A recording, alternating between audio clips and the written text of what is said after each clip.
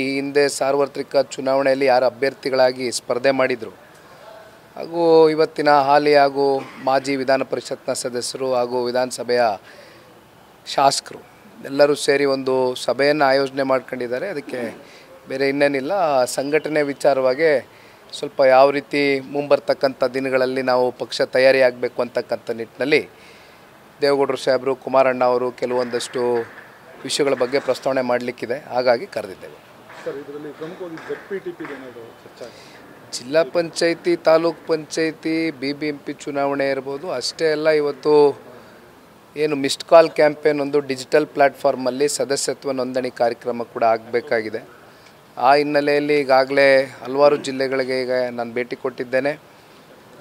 ಜಿಲ್ಲೆಯ ಎಲ್ಲ ನಮ್ಮ ಅಭ್ಯರ್ಥಿಗಳ ಜೊತೆ ಕೂತು ಚರ್ಚೆಯನ್ನು ಮಾಡಿದ್ದೇವೆ. ಮೊದಲನೇ ಹಂತದ ಚರ್ಚೆ ಮುಕ್ತಾಯ ಆಗಿದೆ. ಆ ಹಿನ್ನೆಲೆಯಲ್ಲಿ ಕೆಲವೊಂದಷ್ಟು ಸಂದೇಶಗಳು ಇವತ್ತು ಸಾರಬೇಕಾಗಿದೆ, ಹಾಗಾಗಿ ಸೇರಿದೆ. ಸರ್, ಈಗ ಮೇಕೆದಾಟು ಯೋಜನೆಗೆ ಹೋರಾಟಕ್ಕೆ ಸಂಬಂಧಪಟ್ಟಂತೆ ಸಿನಿಮಾ ರಂಗ ನಮಗೆ ಸಪೋರ್ಟ್ ಕೊಡಲಿಲ್ಲ.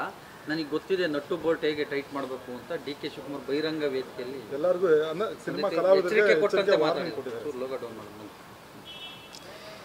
ಸಿನಿಮಾ ರಂಗದಲ್ಲಿ ಇರ್ತಕ್ಕಂಥ ಕಲಾವಿದರು, ನಿರ್ಮಾಪಕರು, ನಿರ್ದೇಶಕರು ಯಾರೇ ಇರ್ಬೋದು, ಎಲ್ಲರಿಗೂ ಕೂಡ ಸಮಾಜದ ಆಗು ಹೋಗುಗಳ ಬಗ್ಗೆ ಪ್ರಜ್ಞೆ ಇದೆ ಅಂತಕ್ಕಂಥದ್ದು ನಾನು ಭಾವಿಸಿದ್ದೀನಿ. ಯಾವ ಸಂದರ್ಭದಲ್ಲಿ ಯಾವ ವಿಚಾರಕ್ಕೆ ಸಂಬಂಧಪಟ್ಟಂತೆ ಯಾವ ಹೋರಾಟಗಳಿಗೆ ಕೈ ಜೋಡಿಸ್ಬೇಕು ಅಂತಕ್ಕಂಥದ್ದು ಅವರ ವೈಯಕ್ತಿಕ ಅಭಿಪ್ರಾಯ.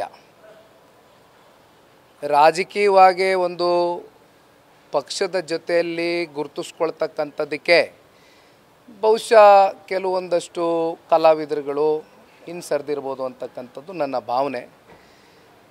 ಹಾಗಾಗಿ ಈ ರೀತಿ ನಟ್ಟು ಬೋಲ್ಟು ಟೈಟ್ ಮಾಡ್ತಕ್ಕಂಥದ್ದು ಇವೆಲ್ಲವೂ ಕೂಡ ಈ ವಿಷಯಗಳನ್ನ ಬಿಟ್ಟು ಗೌರವಯುತವಾಗಿ ಎಲ್ರಿಗೂ ಗೌರವ ಕೊಡ್ತಕ್ಕಂಥದ್ದನ್ನು ಕಲಿಬೇಕು.